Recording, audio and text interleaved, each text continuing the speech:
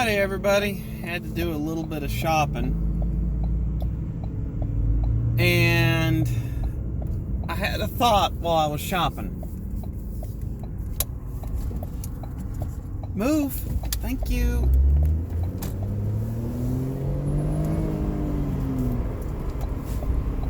People don't know how to drive. Alright. Anyway, had a thought while I was in the stores shopping. I had to go two places. I've heard from more than one source that the majority of the toilet paper that is used in the United States is made in either the United States or Mexico.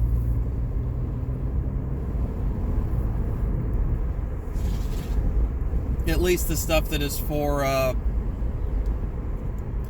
individual, like homes. Some of the commercial type stuff apparently does come from overseas, but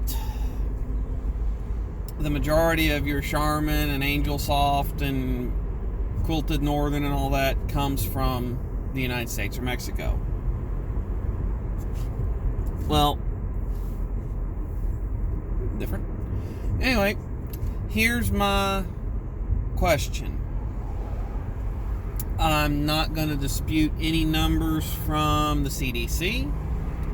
I'm not going to dispute any numbers from the WHO, although I think you realistically could, because they were taking China's word for it on a lot of this stuff when they probably shouldn't have.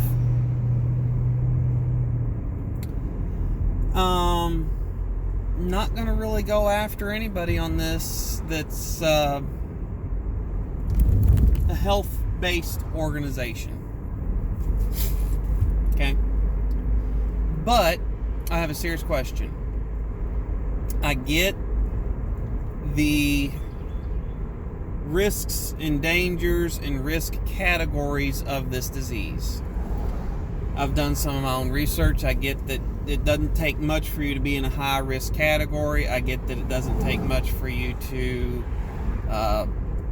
end up in a bad way in some of the more extreme cases. Agreeing with all those numbers, not going to dispute any of it. But here's my question. How... No supply chains have been disrupted. The biggest change in retail that was done by retail was their stores closing early. That's it.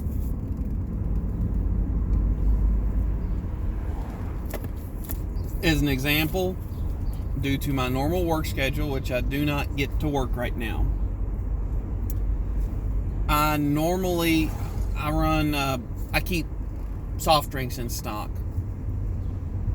through the work week for myself and for some coworkers.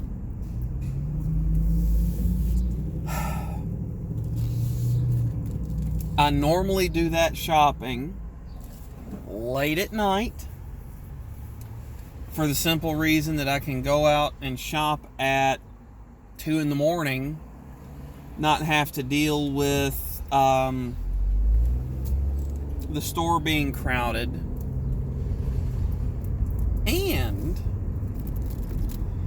I don't have to spend time away from my wife or kids to do it.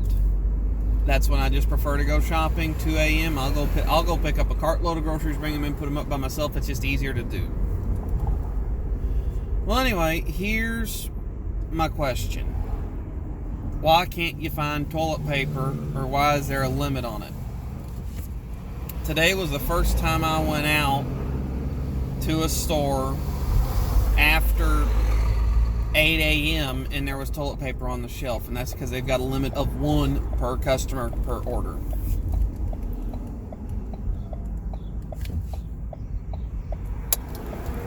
And I've made it a standing policy, unfortunately, to buy it whenever I see it, for the simple reason that people are hoarding the stuff like it's made of gold, and I don't know when I'll be able to find it next. And I've got 7 people that live in my house, so I go through the stuff like crazy. And normally I do buy the big undignified value pack of toilet paper.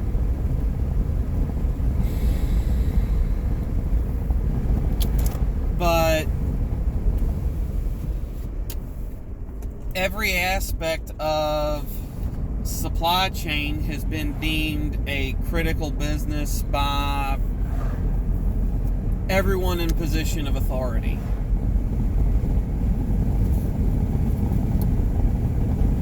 From manufacturer to retail, as far as normal household essentials.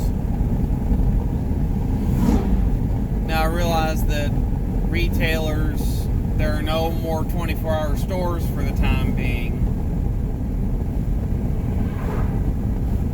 But I realize that that's the main change, but nothing's really changed. I would wager that if the news didn't work people up into as big a panic about it, they could give out the numbers as far as the rates of infection. If you had the estimated rates of infection, if you had one person that bumped into 100 people, and that one person was carrying how many people out of that 100 would have the virus, you give the death rates and everything else, but don't try to make it scary. Well, think about how this is going to affect everything, and da-da-da-da-da. Let people make up their own minds. I seriously wonder how much different grocery stores would look, or would have looked, over the past 3 weeks.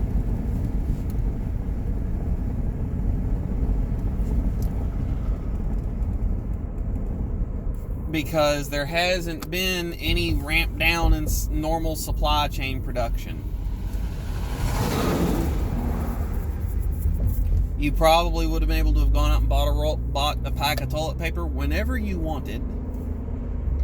You probably would have been able to have gone out and bought anything else you wanted whenever you wanted.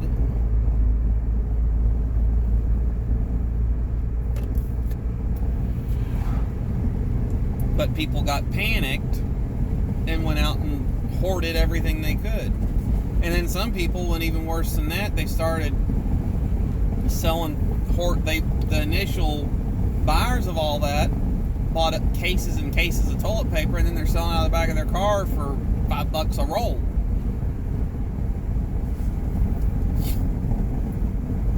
And that's disheartening, especially when you consider how the potential for people to just be good and be kind to one another right now is unreal.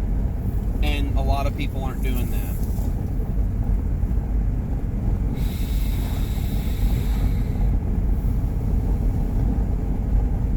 Which is very irritating to me.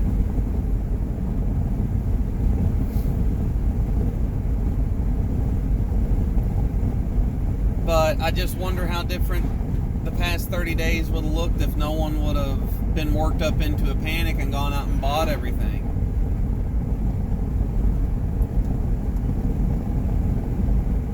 I did go out and get some shopping done, some serious shopping done the last day that I worked, for the simple reason I didn't know when stuff was going to be available again. I went out and I opened up Walmart at 7 a.m. And earlier the week prior, I did go out and do some serious protection-based shopping. We'll just call it that.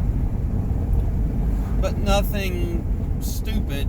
And I went and bought a bunch of ammo. And I think I've even said that in another podcast. But all that stuff will keep. It's in the basement, cool and dry. Got a dehumidifier down there. So nothing bad's going to happen to that. I might just end up having a huge shindig and blowing up some tannerite over the summer. I don't know. But I bought a bunch of ammunition. The way I figure, if the supply chains get totally disrupted, I can take one of them guns and I can go out in the woods and I can bag a deer. Or a rabbit or a squirrel or a turkey or whatever else I see running around out there.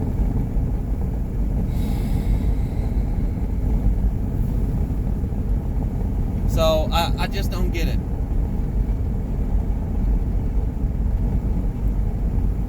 But anyway,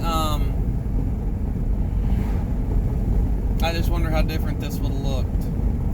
And I remember the same thing happening in 2001. September 11th happened. There was some very early speculation about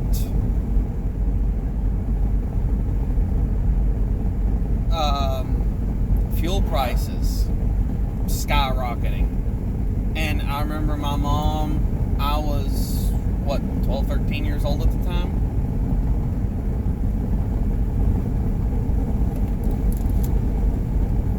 My mother, that night, we went to the closest gas station to our house, took every gas can that we could fit in the trunk of her car, and filled everything up. And at the time, my mother never filled a car up.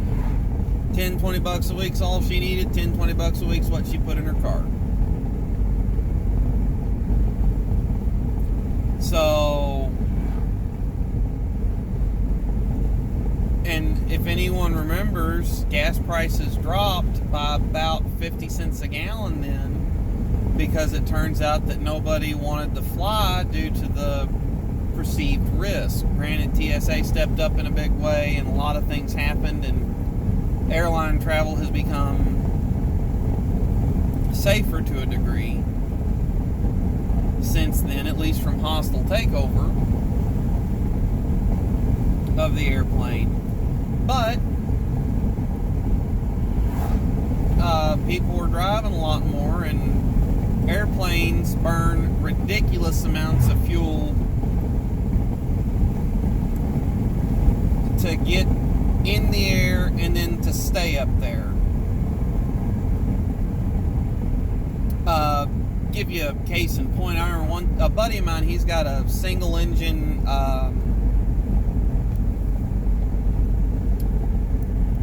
Piper something. I forget what it is, but little single engine aircraft, and he just enjoys flying. And he posted on his Facebook, if anyone wants to go anywhere, you pay my fuel and my hourly maintenance cost. Airplanes have the engines and important stuff on them are guaranteed to run so long before you have to overhaul it. That way you don't have as high a risk of breakdown in the air. But anyway, he said, you pay my hourly cost and everything, and I'll take you up. And it's a great way for him to fund this, to be able to do his hobby, and also let other people get a taste of it. Well, this guy,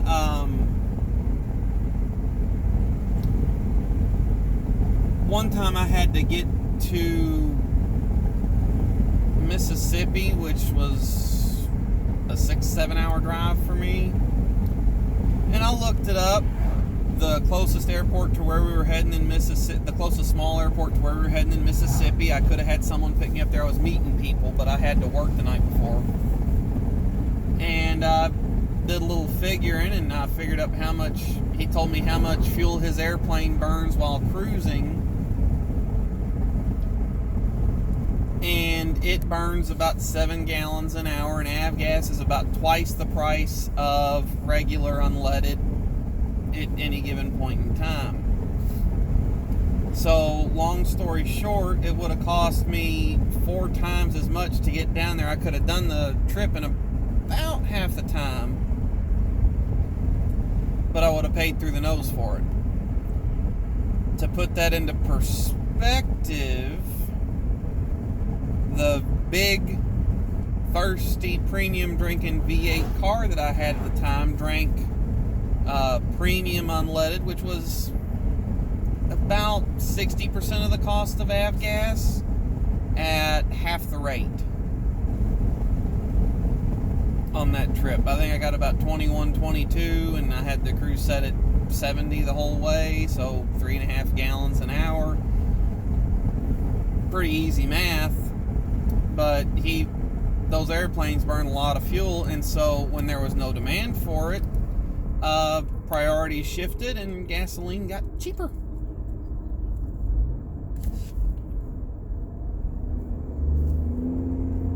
And also people weren't traveling as much that year.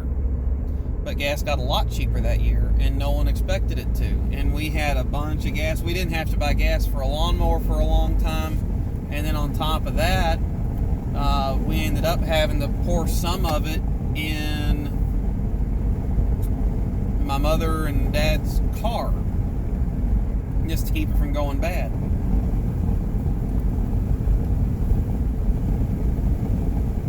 So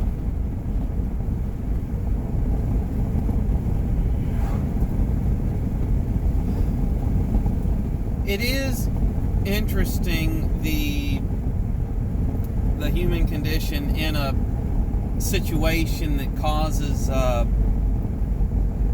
this kind of necessary response, but sometimes we do unnecessary things in that response. I listened to a psychologist talk about this one time, and basically the whole thing is it's the human brain asserting its control over something. Realistically, no matter the preventative measures you might take, you might limit your outside contact, you could have someone go do your grocery shopping for you, you might do all your banking online, there is still a percentage chance somewhere that you will contract coronavirus. That's just a fact, and I hate to break it to you. And so despite all your best intentions and best plans, you catching it is out of your control.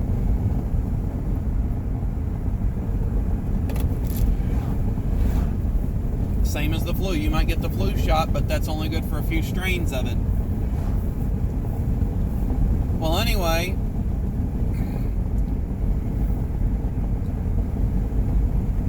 people having enough toilet paper to stay indoors for a month is a thing that they can control. So even though they can't control if they get it or not, they can control how long they stay in their house, and they can control how much toilet paper they have. So that's part of it. That's the people that panic bought and now have a garage full of toilet paper, and they don't have to go buy toilet paper for a year.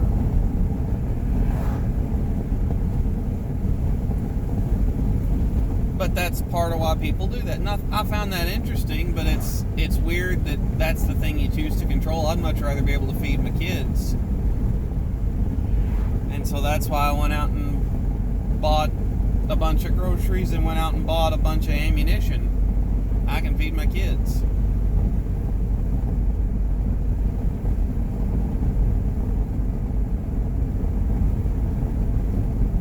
But I don't think it's going to come down to that. I think that whenever everything reopens, so long as the money's available, people will get back to it, and everything's going to jump back to a survivable, different, normal rapidly.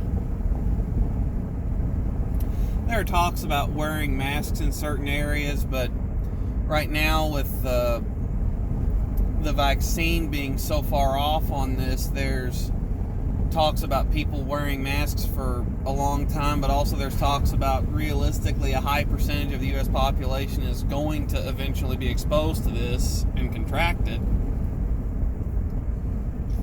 But there's evidence stating that the projected death toll is very high.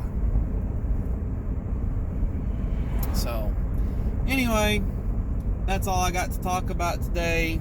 Y'all stay safe out there. I'm getting ready to run into the post office and check my mail. Then I'm heading to the house. I got stuff I got to take care of there. Y'all be safe. Thanks for tuning in. Don't forget to like, share, comment, subscribe, notification bell, and ask questions. Take care. See ya.